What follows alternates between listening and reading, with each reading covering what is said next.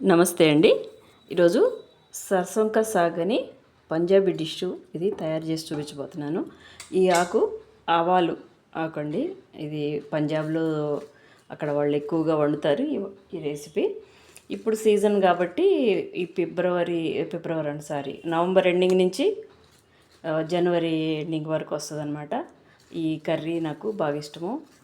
మీకు తయారు చేసి చూపించబోతున్నాను ఇవాళ. దీనికోసము ఆవాలాకు ఇది ఎక్కువ క్వాంటిటీ కావాలి. దీని తర్వాత ఇవి అండి కడిగి మొత్తం కట్టలు దొరుకుతాయి కదా, అన్ని ఆకులు ఇంతవరకు గిల్లేసుకొని కడిగి ఆరబెట్టాను అనమాట. ఒక గిన్నెలో తీసుకున్నాను.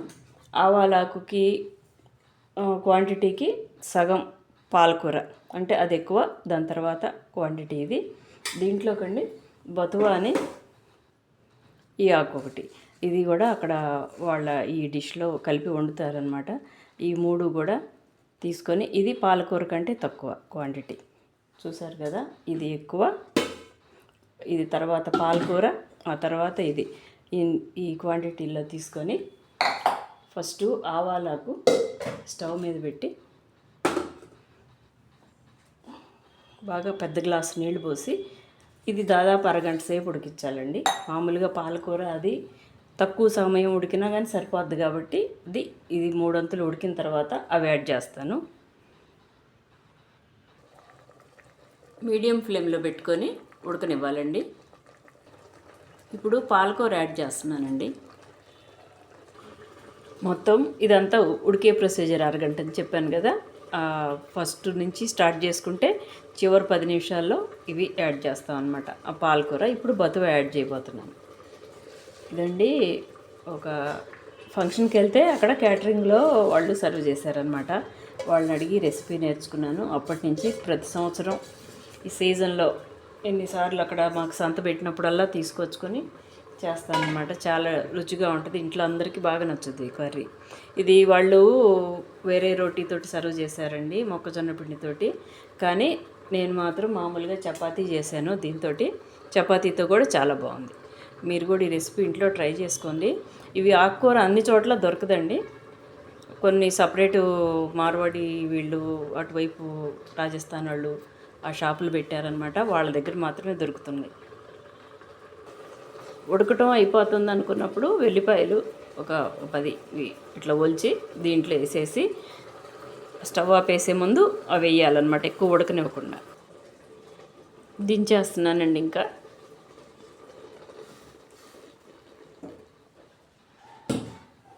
ఇప్పుడు దీనికోసము మనం తాలింపు అది రెడీ చేసుకుంటున్నాం. ప్యాన్ పెట్టి దానిలో కొద్దిగా నూనె వేసి నెయ్యి కూడా వేస్తున్నాను. వెన్న కానీ నెయ్యి కానీ ఏది కావాలంటే వేసుకోవచ్చు అనమాట. కొద్దిగా ఎక్కువ వేస్తున్నాను, బాగా టేస్ట్ బాగుంటుంది. దీంట్లో 2 టమాటాలు గ్రైండ్ చేశాను ప్యూరీలాగా, అది యాడ్ చేస్తాను అన్నమాట. ఈ నెయ్యి ఎక్కువ కరక్క ముందే ఇది వేసేస్తున్నాను. దీంట్లో ఈ టమాటా బాగా ఉడికిన తర్వాత ఈ మనం ఆకుకూర ఉడకబెట్టుకున్నాం కదా, దాన్ని మళ్ళీ గ్రైండ్ చేస్తాను. సపరేట్గా గ్రైండ్ చేసి అది యాడ్ చేస్తాను దీంతో.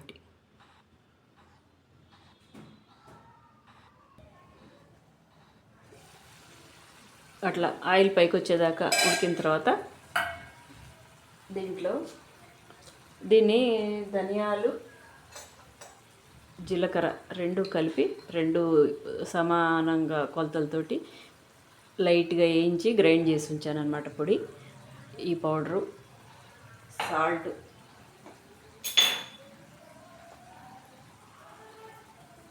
కూర మొత్తానికి సరిపడా, ఇంకా వేరే వేయలేదు కదా, ఇప్పుడు వేసేసాను ఒకేసారి. తర్వాత కారం కూడా యాడ్ చేస్తాను.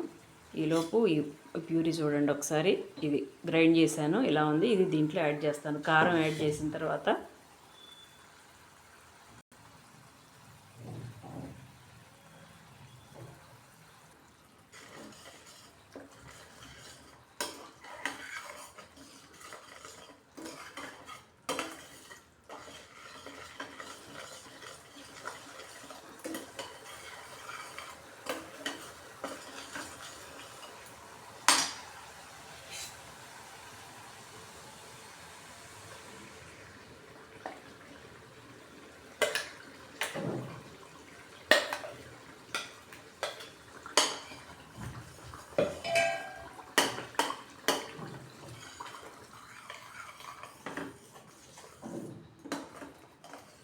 రెడీ అయిపోయిందండి. స్టవ్ మీద ఇంకా ఎక్కువసేపు ఉడకక్కర్లేదు, ఆల్రెడీ ఉడికినాయే కాబట్టి.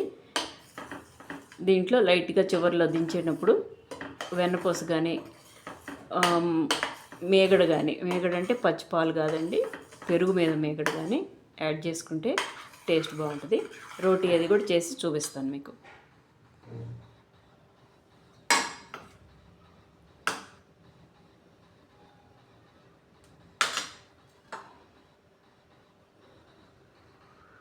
రెడీ అయిపోయిందండి.